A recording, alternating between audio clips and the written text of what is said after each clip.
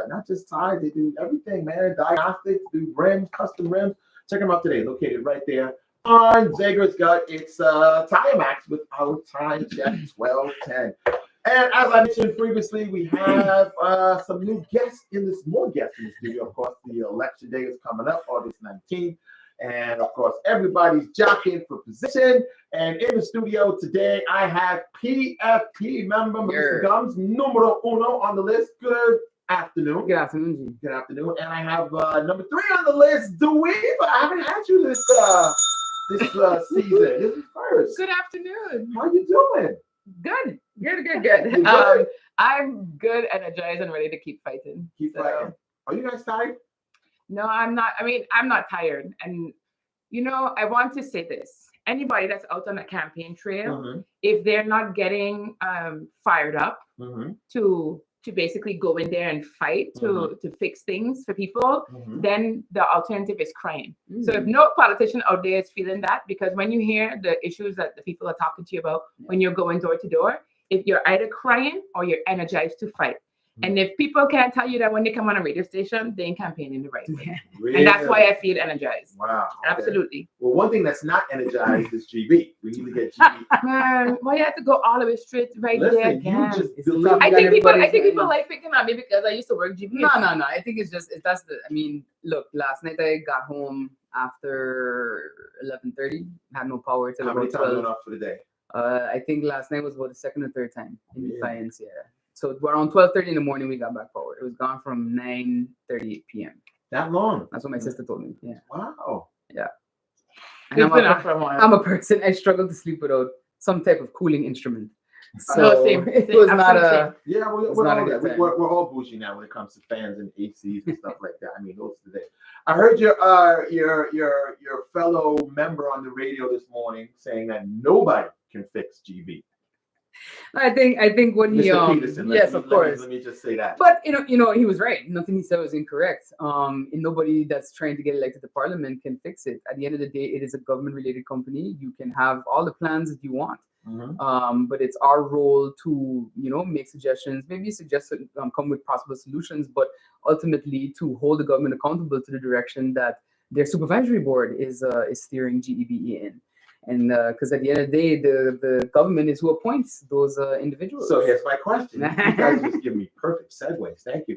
Can't you guys the government now, send everybody home and get a competent, what's the word I'm looking for? People who know about electricity and engines, and can we just send them people home and bring in competent people who are qualified in the field of electricity and engines and parts? Can't you guys, government, just do that right now? Ludi and I have both. We've both suggested this to the previous administration, to the current administration, but ultimately, it's also what is possible within the realm of the law, because people love to run a court case on you because they feel they were unfairly dismissed, etc.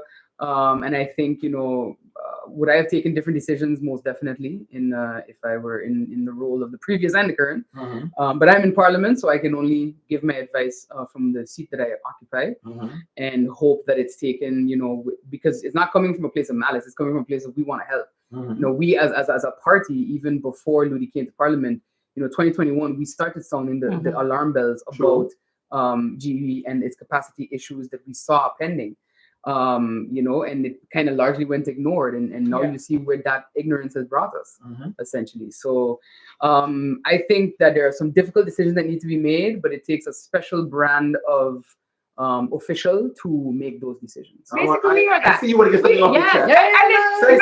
You know why I'm smiling? I'm like, maybe nice because I'm watching my leader here, Melissa Gumbs, basically, being very diplomatic, very professional, very nice about it. And right now, I'm going to take off that Band-Aid and say, yes, you know why? Because you got rid of the 3 C's at a time that was convenient to you when you wanted to put people in there that you can control, okay? Including, and don't take offense to this, Semantic. Don't take offense to it because it's the truth. You change the board, and you change the board of directors, and you change the supervisory board of directors. And then we wonder why we in lights. I am not an advocate of people defacing private property. I am not an advocate of that at all. But what you're seeing around the The graffiti. island on all of the We talked substations about is it. Yeah, we all of talked a about sudden, I feel like we got St. Martin Banksy here. You know, anybody knows Banksy is that famous unknown graffiti artist that goes all over the world. Yeah. I'm gonna say Banksy wanted to make art about country in our situation. And there's no laughing matter. Yeah. So you say, can they do it? Yes, they did it before. And what did they do? What did the government do before? 3 people.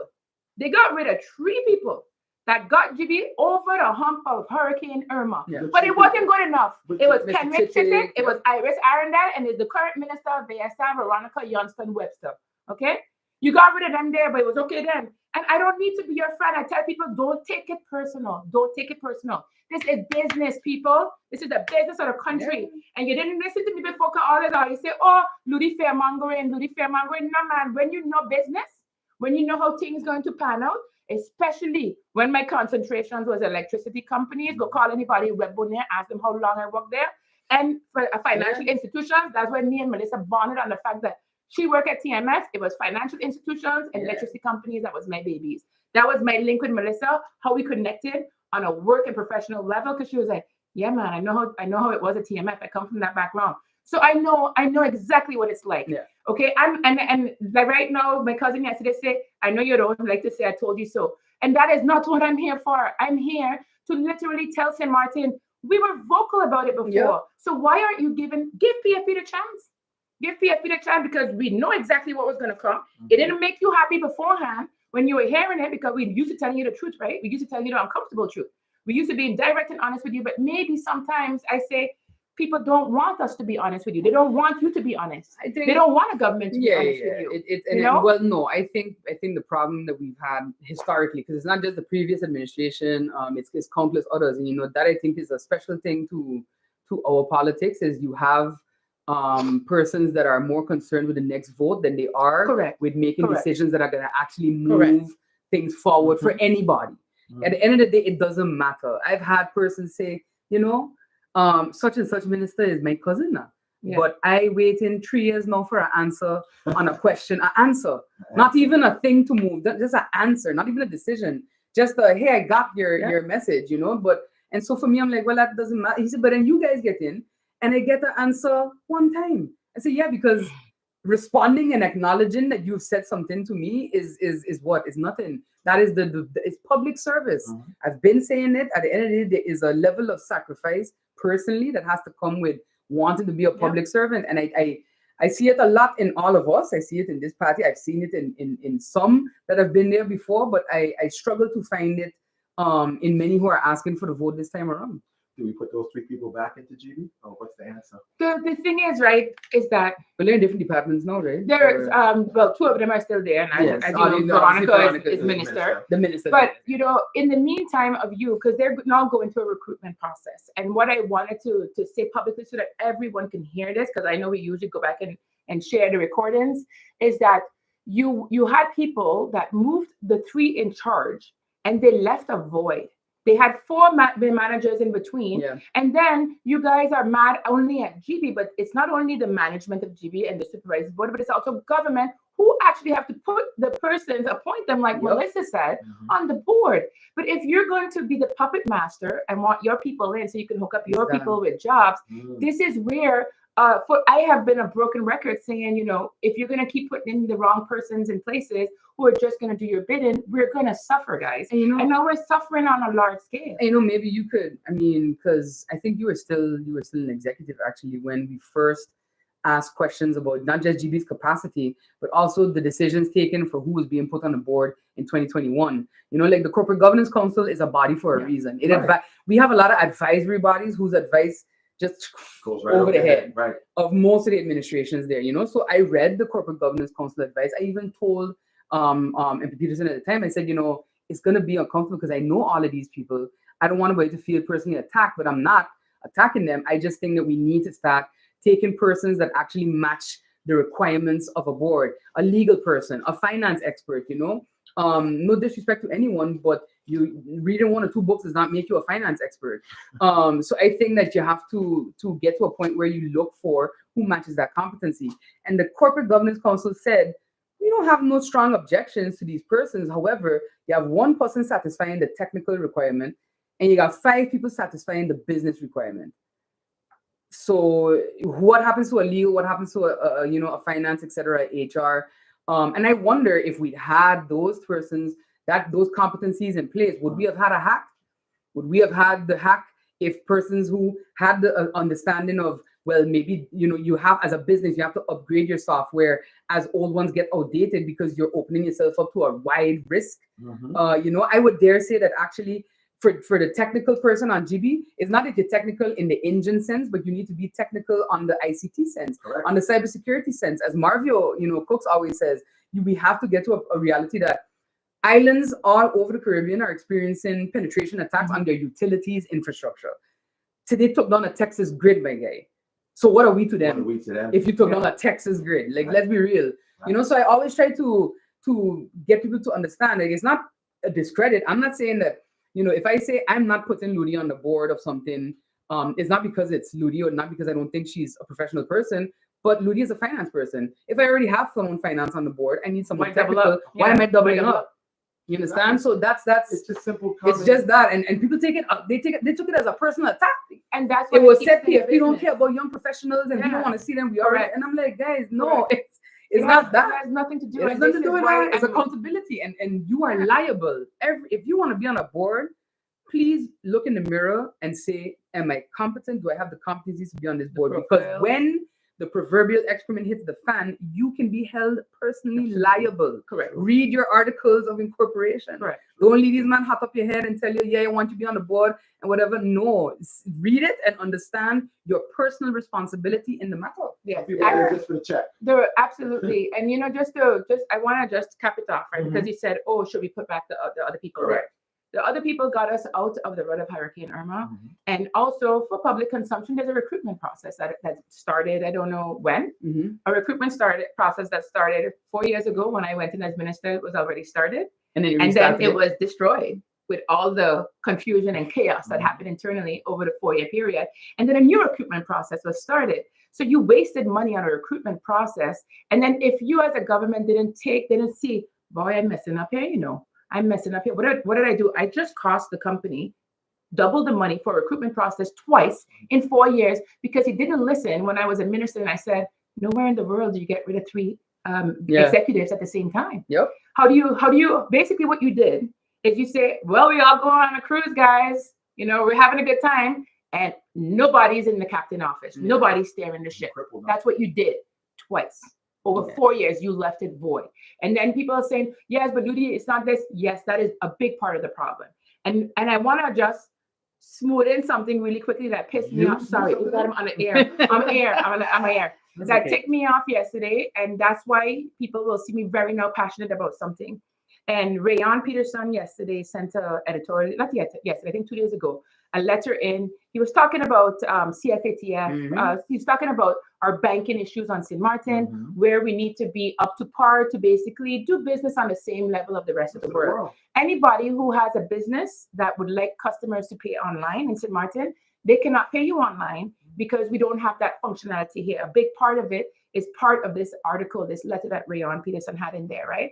And I brought it here with me today because I printed it off and it was the first thing I opened up in the morning. Yesterday morning early, I woke up and I just was really upset when I saw it. And I want to read something that he wrote. He said, in 2022, our well-known casinos' bank accounts were closed due to a change in risk profiles that did not match the bank's risk appetite, right? The harsh reality is that, and this is a focus I want people to have, the harsh reality is that the delays in Parliament by several factions over the years contribute to why the CFATF recommendations and regulations have not been met. So any parents out there that have students studying abroad in the world will have an issue sending money to their kids if we do not fix this problem.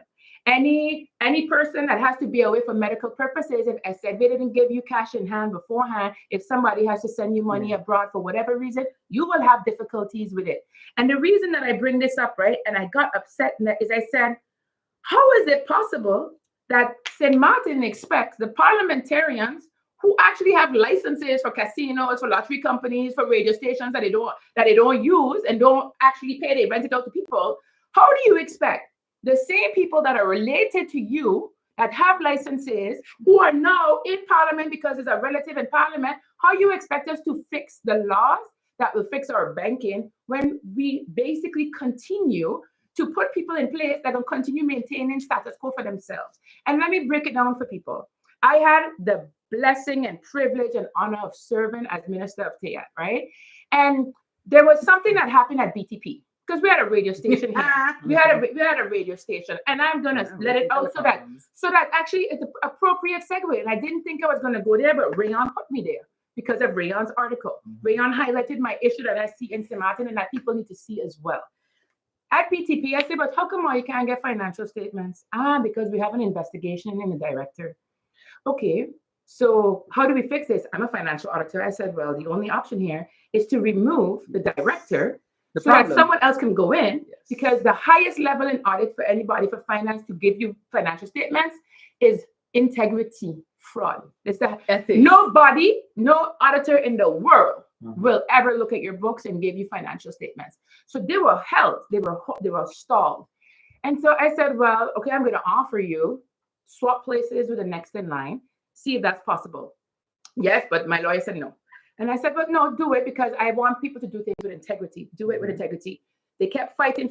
And I said, well, I can't hold BTP as a Minister of Telecommunications. I can't hold BTP prisoner because you are stubborn and arrogant.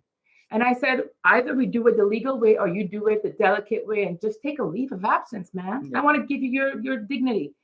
Refuse to do it. So unfortunately, we had to take the decision to do it the legal way. And what happened? All of a sudden, financial statements were there because you know why? The team in the building does their work well, but you have employees doing their work well, but one individual at the top is stalling it. And now let's be real.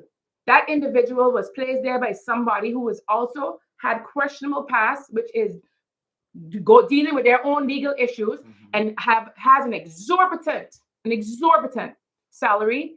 And then no one is brave enough to deal with those issues. And I never talked about it because I didn't think that it was appropriate for me to talk about stuff like that because I like people to have their dignity. And then when you go into the books, you say, but hey, there's all of these licenses given to people, but they never pay. So normally in business, you know, you cancel when people don't pay. But I said, but you let this go on for over 8 years. So let me break it down for all of you listening in, okay? Every year, my bill is $1,000.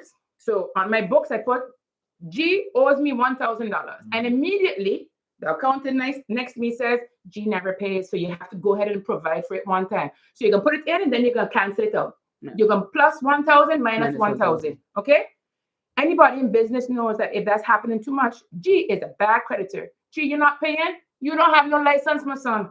But if your brother and your uncle and your cousin and your sister is in parliament, or if your brother and your cousin and your sister is a minister, So, Samantha, let's be honest. Let's be honest, my loves. Let's be honest, because Rayon was right. The harsh reality is that the delays in Parliament by several factions over the years contribute to why we have issues with our banking, because it didn't serve their interests. Because when you have people who have licenses that they don't use because they're waiting until that good day when somebody can come in and say, hey, I can offer you a lot of money for your license, but you've been holding on to a license for 10 years that you never paid for. But then you're going to benefit from it because you're going to sublet it. You're going to rent it out. That's our problem in St. Martin. Taxis and buses too. And it buses, happens government land. Let's be real. You have people that everything. have long lease land, and this is something that we've spoken about too in Parliament. Like, that's it. And you're supposed to build on it eventually at a point, and you don't. And that's speculation, and you're not allowed to do that with government land. So I've learned a lot, guys. So great segue again. No, so again, right? And people are gonna say, like, what's the point of what you're saying? The point of what I'm saying is the truth. You need to choose people that are going to give you the truth. You're going to choose people that are going to say, hey, love, I don't know what you've been doing for 10 years, but it's not working because my company is not making no money. And then we wonder why our telecommunication can't be good and they can't fix the repair. That line has been dead for over 10 years. That is our stalling. That is our stalling. And she knows because Melissa is MPIT. That's what we call her all the time. Because anybody have any issues, they talk to her. She has another background from UTS days. Yeah. She's MPIT. But this is the connection. So we have bad internet. Guess what, man? Somebody got paid a high salary. They stalled financial statements for a while, and they didn't put the money to good use because they wasn't getting no money. Because the people who they leave to have licenses wasn't paying for years, but because they're the friend of my friend of my friend, I'm going to leave it there. So when I was in there, what was my solution? I said, guys, as an auditor, my recommendation would be, I said, I'm not an auditor, but I'm a minister. My recommendation would be either you cancel it you cancel it or you take responsibility for it when the board decides that they're going to actually do their job the right way and say, what's the deliverable on this license that's been outstanding for 10 years? You're going to collect on it. And in the meantime, here's what they did. They delayed and didn't give it to somebody else who actually wanted to do good work. And actually start 20 years. But 20 years. I think that's also a matter. It's also an issue of character. Because, you know, like Ludi mentioned, like, you know, your brother, your uncle, your cousin. This is a small island. Too small. In this party alone, I have several cousins. We're all related. We're all somehow related. You understand? It's kind of crazy. Actually. And that's fine. But I think, and I was saying that to somebody earlier today. I said, where it gets messy is I'm doing this because you're my cousin. That's where it gets messy. But if you are my cousin or whatever, and you have a plan, you're paying for your license, etc., and you're setting up your thing, okay. If when it comes to bidding, if you're my cousin or whoever relates to anybody in the party, there are certain things that absolutely not, because I know earlier today too, Rayon said my brother ain't getting land, but he also explained why, because your brother has just put in for that land. You also have to look at the balance of things. You understand? And I think we too often don't look at the character of people, because I've told this story on the air once before, and I'm sure my father has told the whole world. I disconnected my own father at UTS for not paying his internet bill. You did? Yeah, because I'm a manager, guys. This is my job. If I'm letting you ride, and one day, you know, at the time Glenn sees it, and then who's on the street? Me. You gonna pay my bill, my guy? So that's the thing. I think we have to start setting boundaries, even with family, to where it's no, my integrity and my ethics matters more than our blood relationship. I'm very sorry. And my family knows that very well. I know they're listening, they're probably laughing right now. But I disconnected him, and everyone was like, how? He's your dad. I said, he's a customer. Right. He's a customer. He has a bill. He has to pay. I have a job to do. And that's how it has to go. That's fairness, actually. Yes, and that's transparency. It's absolutely that. It's not about, no, it's about fairness. You have to treat everybody the same equally. And if you start to do that as a government, then maybe we might get to go somewhere, because what we're doing is we're avoiding the difficult conversations. We're avoiding what St. Martin is doing. A lot of politicians, they're burying their head in the sand. You can't do that anymore, because you buried your head in the sand and you said, oh, Ludi fairmongering, Melissa fairmongering, Rayon fairmongering with CFATF. No, guys, because let me say it here now, because Rayon put it on the radar again, right? If we don't fix the certain issues that we have with our banking system, when our kids are away studying, when our family is away for whatever reason, when we have to get money to them, that would be a problem. Yeah. When people want to come in here on this island and invest and provide jobs to us, it would be a problem, because they don't trust our banking sector, because they say, well, you know, they just let all this thing happen. Nothing is controlled. They don't want to clean it up. So why should we trust that area? And that's not what I'm about. That at all. We want to tell people to trust us based on the truth we're going to give you. We're not going to give you a doom and gloom. We are here 7 months later with the same story, the same passion, the same solutions in our it's 31-page manifesto. Okay, fine. You could take away 11 of them for the beautiful faces of the candidates. Sorry, 12 of them for the beautiful 12 for the beautiful faces of candidates. But the content is there in our videos, in our manifesto, and people. I am asking you, please, to give PFP a chance. We have professionals there who have been dealing with the truth. And I just wanted to make one more, not to cut you off, but one more point on the CFATF thing. A large, because that was one of the first big things that came when Rayon and I were elected to Parliament in 2020. Essentially, and I think I had even discussed with Ludi, because a lot of the hesitation. So there are recommendations that you have to meet for these financial institutions. You understand? Anti-money laundering, etc. And it's always the same song. The song that has been sung tale as old as time. You need a gaming control board. You need a gambling authority to regulate your gambling industry, which is at the end of the day a heavy money laundering pit. Absolutely. You know, not to make anyone feel like their toes have been stepped on. If you're not doing it, then you have nothing to worry about. But there are others who are, and let's face facts. Then it was also about your criminal procedure code. How do you handle financial crime? How do you handle crown witnesses? How do you handle cybercrime, etc.? All of that was in it. And what did we hear? Yes, because you don't want to give the OM expanded powers to pick up politicians. So again, it is looking at the self. And I think Rayon said on the floor of Parliament, if you didn't do the crime, you have nothing to worry about. You have absolutely nothing to worry about. I sleep really well. I sleep really well when GB is on. So it's I think that's also, again, it's the self-reflection of, well, why are you fighting this so hard? I always tell people, look at the reasons given and see between the lines as to why someone would resist something like this. We were ready to pass it day one. I know. To be honest. So yeah. Let me ask you another question before we run out of time. I see a lot of posts that everybody's talking about housing and developing places to go, and we're going to build this, we're going to build that. What is PFP's plan when it comes to, we have a shortage of housing and people need places Are to we live? bringing a special guest this time? Special guest? Yeah, let's bring it in. Let's bring our special guest to explain this from the other side of the bench. What I saw, I was like, you need to come. I'm gonna go off. Oh wait, hold on. Let me make some room. Hold on. Mr. Rayon Peterson is in the building with us. So we got the three-headed monster, I should say, of PFP is here. MP Gumbs, MP Weever, and Mr. Rayon Peterson. Welcome to the show. Hey, G, thanks for having me. What's happening? So, I don't know if you hear the question. Yes, I did. Hi, everybody. Not to take anybody's time, but when it comes to land, of course, we've been vocal about, people campaigning on, bringing affordable housing, bringing 500 homes, and we've been very vocal on asking how are you going to do it? Which land are you going to use? Is it going to be a tender? Is it going to be PPP? What is your game plan with it? And nobody can bring a game plan. They can just show us properties, and then hopefully it will get done. Yeah. As we know, we had a housing project that was pending, and we actually lost the money with that one. Why? Because of bad planning, because of deadlines not being met. What we are looking at right now, actually, and I think the minister is going to announce this soon, within the week, we are looking at taking back land, of course, communicating with a certain long lease holder in the Coolsack area. We have a very large piece of land that is in long lease that we are looking at taking back a piece to allocate it to affordable housing for agricultural purposes and other ventures that we can do. It's not being used? It is not being used. No, it is an empty piece of land. It's right there by the Emilio Wilson estate. And we are busy with the company, Weever Forest Ventures, to actually get back some land to actually see what can be done with housing. So if you want to do housing, the first thing you need to do, guys, is allocate the land.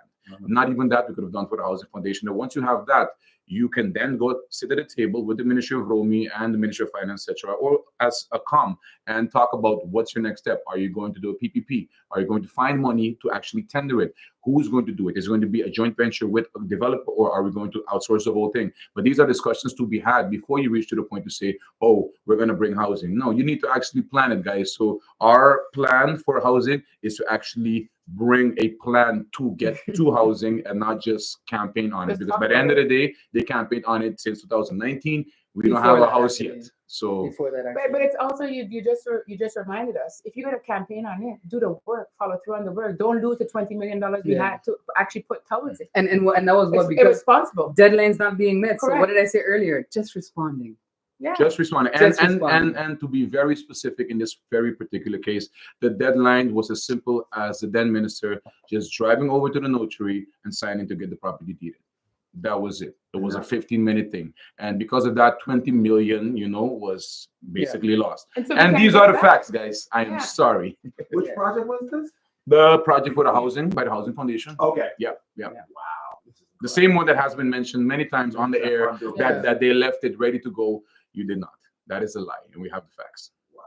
Yeah. And that's like, for me, that's it from the government perspective of it, right? And everyone knows that I'm always the tax reform person, tax incentive type of person. And I briefly mentioned that in the absence of us being able to do that in the short term, that you have to now get creative and figure out a way that you could start giving tax incentives for two persons for actually giving affordable housing. Yeah. And I talk about rent controlled housing, kind of like a New York concept here, because it's easier to do that now, especially when people are using their properties for, like, let's say preferably for visitors, for tourists, as opposed to local housing. Because the more that we are allowing persons to put their properties on like Airbnb, VRBO, you're taking away from your locals. And then now you're having a situation where it is really expensive because they know that they can get a higher income for it if they put it out short term for vacationers.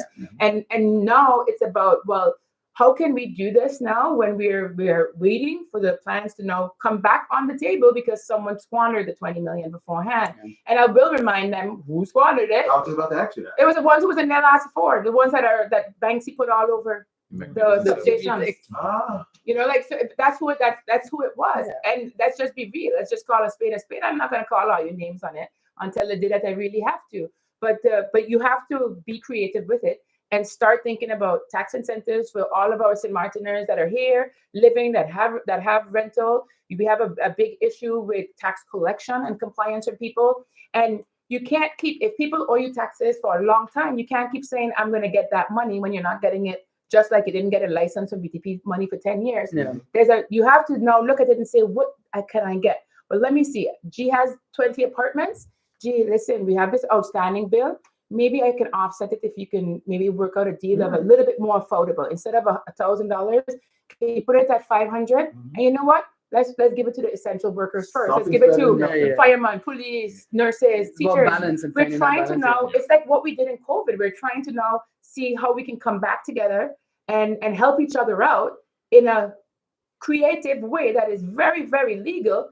Hotels get tax holidays. So why aren't you working with your people to figure out, in the absence of government having this cash back, can we reach out to our community to help us?